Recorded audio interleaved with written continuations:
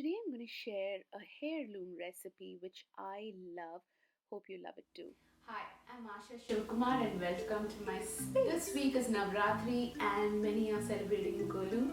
Happy Navratri to all of you who are celebrating and happy Golu. This year is unprecedented, but let's celebrate the way that we can, just the family and but still celebrate. So I wanted to share a different recipe this week. And this particular recipe I learned like 14, when I was around 14, 15. I remember we used to take our yearly trips with my aunt and uncle and cousins. I remember one year we went to Tanjore or Tanjore, is known for its paintings. Tanjore paintings are some of the most intricate paintings that I've seen, and their temples, it's beautiful. I mean, the history of those temples. Another thing Tanjore is very famous for is its hospitality. Of course, the food. The food is just out of the world good. So this particular recipe has a backstory, pretty close to my heart. So we decided to stay at my mom's friend's place in Tanjore. We got to Tanjore about, I think, after midnight. But there were a flock of people waiting to receive us, and that felt really good. Like they treat you like royalty when you're not. So when we got down, it was dark, so obviously I couldn't notice how the house was. But there was a thin night. The entrance had a thin night, so I immediately figured out that this home was old and had a lot of history in it, but obviously it was dark, so couldn't notice a lot.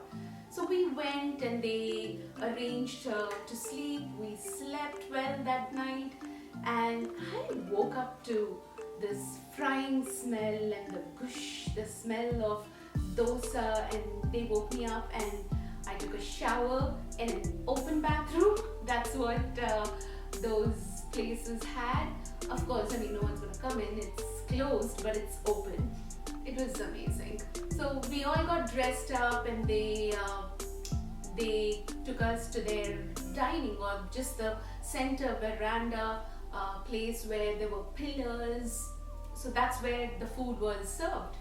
And these banana leaves, that's they would serve the guests. And food came one by one. It was probably a 9 to 13 course meal. I'm not too sure, but definitely minimum 9. There was dosa, there was idli, sambar, chutney, pongal, vada, of course, and yeah, we were full, and I had a big appetite, you guys. I used to eat well. I still do.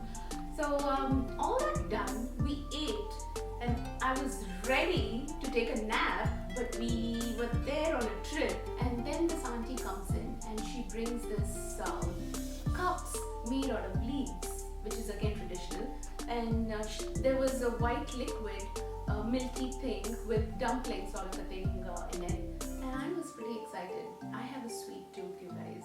So this auntie came in and she said it was a heirloom recipe and how it came about and how delicious it is. And I took a bite, and till date I don't think I've ever eaten a dessert, at least in my opinion, as tasty as that. It was so good. It was spongy, crispy on the outside, coconut milk, saffron. I don't think saffron was there, but cardamom. It was just amazing. It was warm. It wasn't too cold. It wasn't too hot. It was just perfect. So my love affair with this dessert started back then when I was about 14, and I still absolutely enjoy when I have the bowl of sweet bonda dunked in coconut milk, floating on top with some nuts. It's heavenly, you guys. Do try it out. It's amazing. I'm sure you'll love it. It's very unique. I've not seen this made in many homes. Like again, it is a heirloom recipe, so you don't get to see it a lot online, which is a nice thing, and I'm glad to share it with you all. And if you like it, please give this video a thumbs up. If you do try it, tag me. Let me know if you've been to Tanjore and what you like about Tanjore. I would love to hear.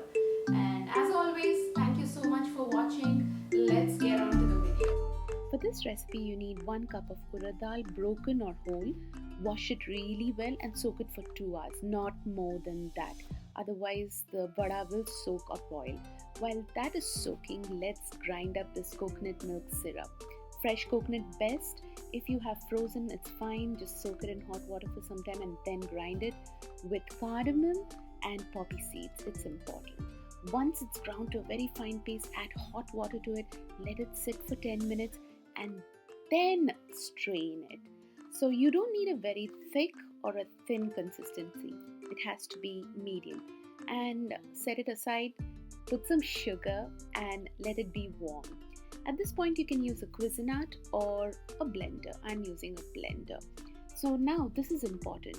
Try to grind this with as little liquid as possible. So I'm going to grind this up and I'm going to show you how it looks. I'm going to add some salt there and I'm not using any water. Look at that.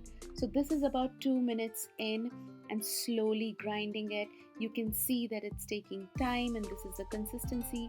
I'm adding about 2 tablespoons of water. That's pretty much it. And you can see the consistency there. Add 1/3 teaspoon of baking soda, and this step is really important to get that fluffy vada. Mix it, whip it with your hands, whip it at least for a minute, and then you get the perfect vada. With clean hands, wet it and then drop small balls in the oil. Slow cook it. Don't cook it on high flame, otherwise it's going to be wet inside and crispy outside.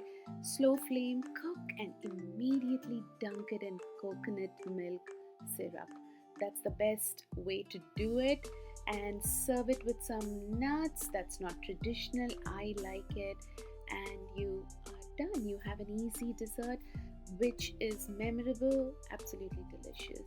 If you make it, give it a thumbs up and tag me. Enjoy, you guys.